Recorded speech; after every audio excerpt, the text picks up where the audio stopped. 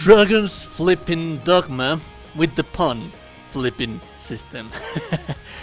You know, the pun system, it's something that you either love or hate. There's many memes about the original Dragon's Dogma that are just something lovely. That is what we're going to be discussing about today. When I say that you either love it or hate it, it's the pun system on itself, it's kind of something like a hit and miss. Something that in paper it sounds cool, it might actually be cool, but in exercise it really is not that much, because it doesn't really feel like a native something, it just feels like that AI companion. And the whole idea is trying to make you feel like you are playing with a real player. And that is a quintessential part of everything, because this caused a lot of people to be upset if they are not going to get proper co-op on Dragon's Dogma. Let's just clarify that first. Hideaki Itsuno has always wanted to make a single-player experience. Capcom usually strives for their games to have some kind of co-op or multiplayer option because of how they work on their rules. And the way of Hideaki Itsuno of dealing with this is something that happened as well with Devil May Cry 5, where you have some kind of weird multiplayer co-op kind of thing, that it's not really focusing that much on itself, on being a multiplayer, rather being a feature that Capcom requires to be that, but it's not the main focus. Then again, this causes a lot of people to be upset, like I said previously, because people want to be able to play coherently with different players on itself. The whole idea of Hideaki Itsuno is just providing a single player experience, and this single player experience should be balanced on being a single player experience, not having to balance on how multiplayer would be. So hence, that is how the pun system is born. So basically you have AIs that simulate being living beings.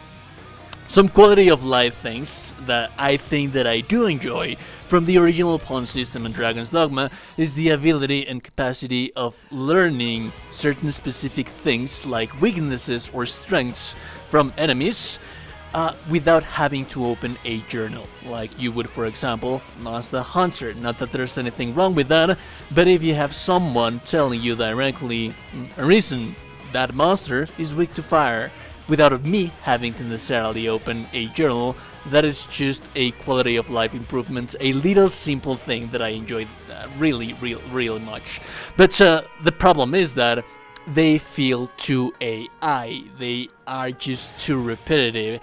You will often hear your pawns in Dragon's Dogma saying, Arisen, that's weak to fire. Arisen, Hoppy, Arisen, you're soaked in water. I know. I know that I am soaked in water, alright? I'm seeing myself. I know that I am soaked in water.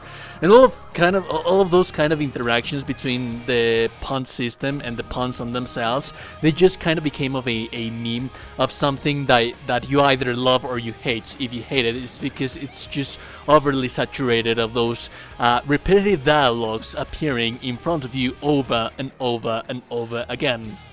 Kind of think of like Navi from Zelda Ocarina of Time. You either hate Navi or you love Navi because she's always nagging you and nagging you and nagging you about very obvious things. There are some little things that are not that obvious and some other things that actually are. So the main differences that we are going to see the quality of life improvements, have in mind, rest assured that Hideaki Itsuno is aware of everything that caused kind of an issue between the player-based community from Dragon's Dogma, and they are trying to improve it on Dragon's Dogma 2. Let's begin with the combat usefulness. There's some occurrences that you would see on Dragon's Dogma, the original Dragon's Dogma, like for example, when a flying enemy catches you and they carry you through the sky.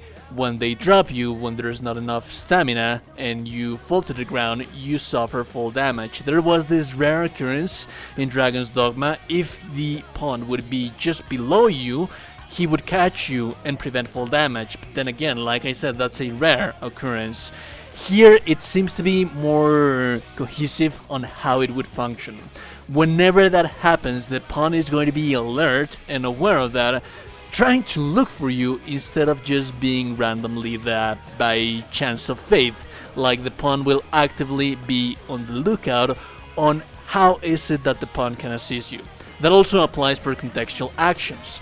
Thinking of a contextual actions, you would say like Baldur's Gate 3 or Divinity Original Sin 2, where you have 2-minute things that you can do, but you do not properly know how to do them, when to do them, and sometimes it could be overwhelming on the amount of crazy things that you can do, but you do not really know when or how to do them. In this case scenario, in Dragon's Dogma 2, pawns will be actively interacting with the environment to help you complete a fight, a hunt, and you can learn from them, because whenever they do something with the environment, you know that that's something possible. The pawn, which is familiar with that specific mechanic, has taught you now, instead of you teaching the pawn, that that's something that you can do. Now then again, going back to the personalities of the companions of the pawn system, Hideaki Itsuno is very much aware that it's just too repetitive. They are trying to fight and balance that back a little bit for the AI pawn system not to be that much of an AI and feel much more like a coherent person. Then again, huge emphasis. A lot of people is still slightly upset about this, because why would you have AI companions when you could just have regular living beings being those companions right there? But anyways, being the pawn system, they are trying to improve this not to happen that much. First and foremost, they are going to have 4 different personalities that you can choose from when you create them, and this is something that it was actually kind of true as well on Dragon's Dogma. It was never really that much defined on the personalities that you would have on your pawns. Here it seems that they are a little bit more defined, and they are going to differentiate much more than the rest of the pawns that you would encounter, so that you would always feel that you are playing with someone else's pawn that has their idea or how they envision their personalities to be. This involves as well having more vocabulary.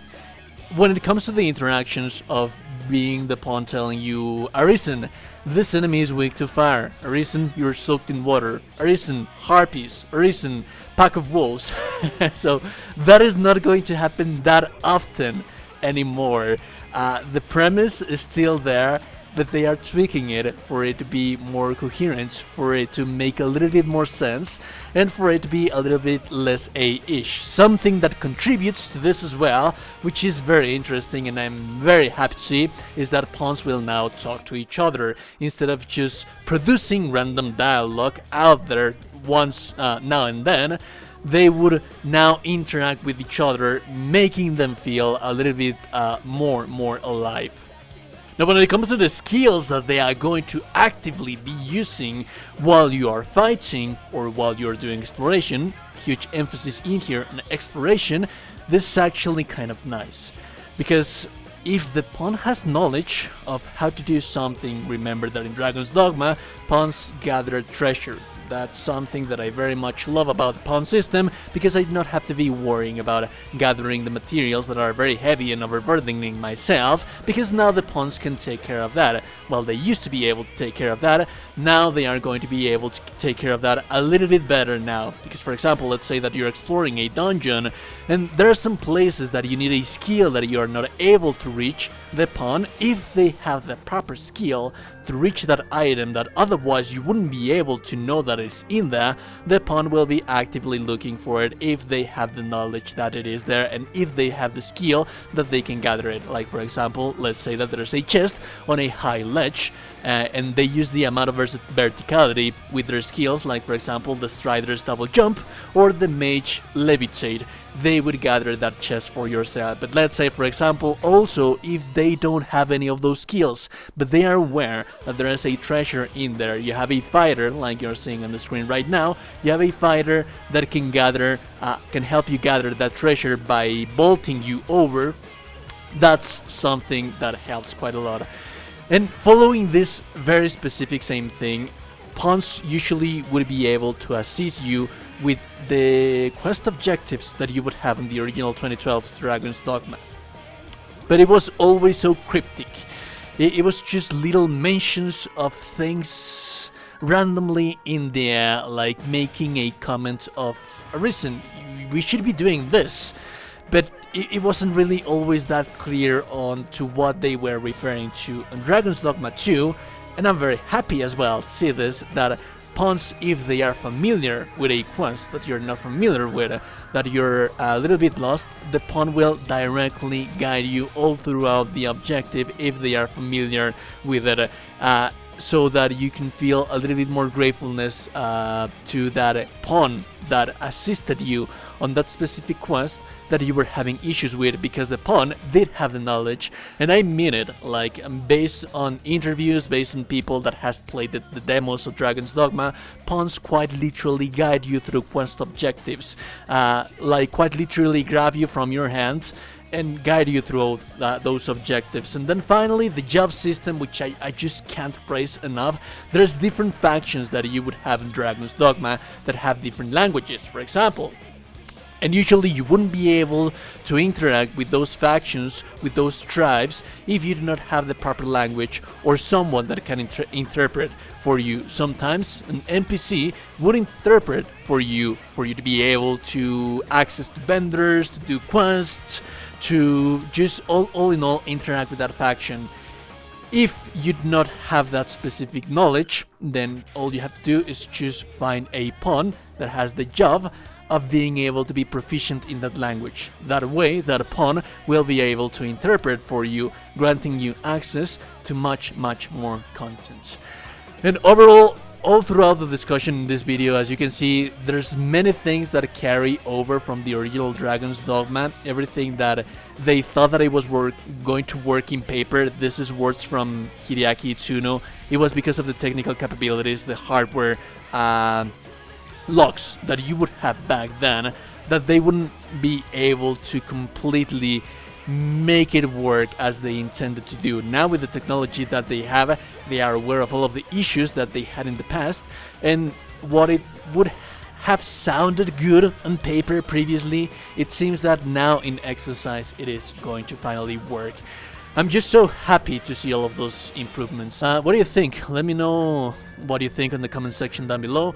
Remember to like the video, subscribe to the channel. If no one told you today, you're a gorgeous and beautiful person. You're indeed a gorgeous and beautiful person. I will be seeing you goddamn gorgeous and beautiful people in the next one. Have a lovely day and goodbye.